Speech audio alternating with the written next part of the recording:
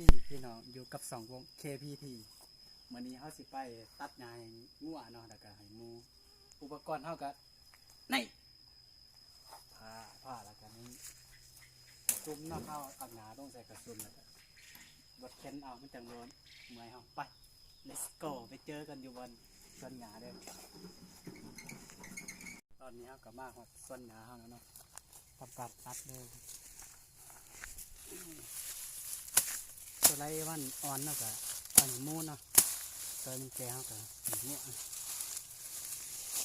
เด็กมาตัวไรมันอ่อนตัวงานแหมู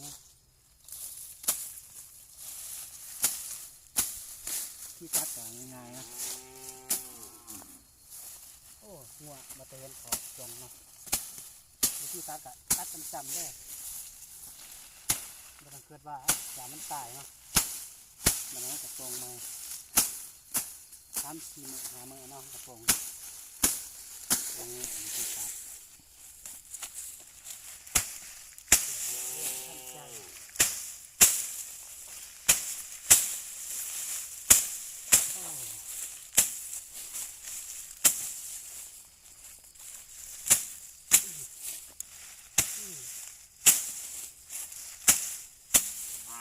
ถึงว่าเนาะมาจะมันเห็นนะ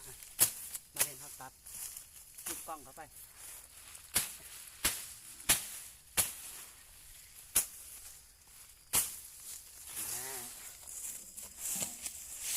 งัวก่อนเนาะ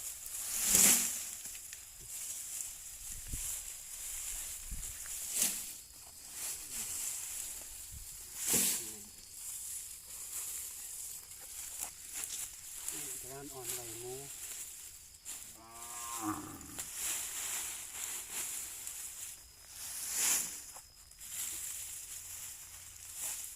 โอ้บาดมือ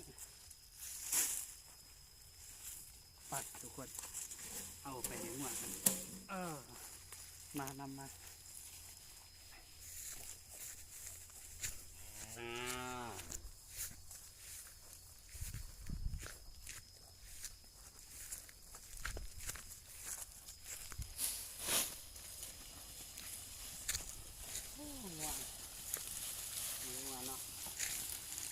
12 ตัวประมาณนี้นะ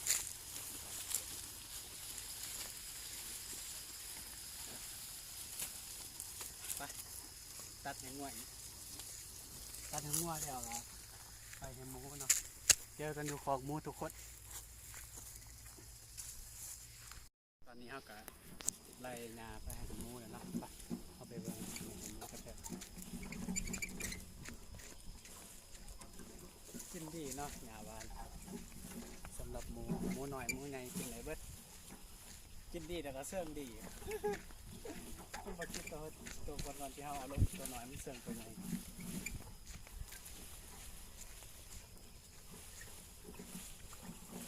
หมูกินได้หัวกินดีไก่ก็กินเนาะไก่เป็ดแต่ว่าเขาบ่มีเวลาตัดให้มันเนาะหมูกับหัวหมูนี่สำหรับหมูนี่บริสุทธิ์เกลือห้ำเนาะห้ำมื้อ 1-2 มื้อเขาเกลือทุกมื้อเท่านึงเกลือลดทอนเศรษฐกิจนี่เบิ่งมันกินได้ทำผู้ชมเลยตอนนั้นมา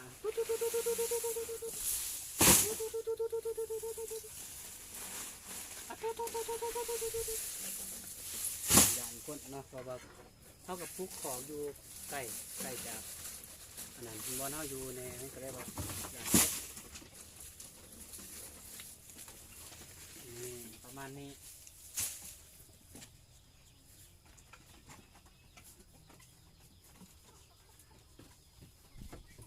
นี่นะมอสเทิร์กที่ว่าคลิปนี้ก็มีเพียงสำนีเนาะเนื่องจากว่ากล่องถ่ายของเรามันติดขัดต้องขอโทษขออภัยนำเนาะถ้ามาคลิปนี้ก็ฝากกดไลค์กดแชร์กดติดตามให้นี่เด้อเพื่อเป็นกำลังใจเฮ็ดคลิปต่อไปขอบใจ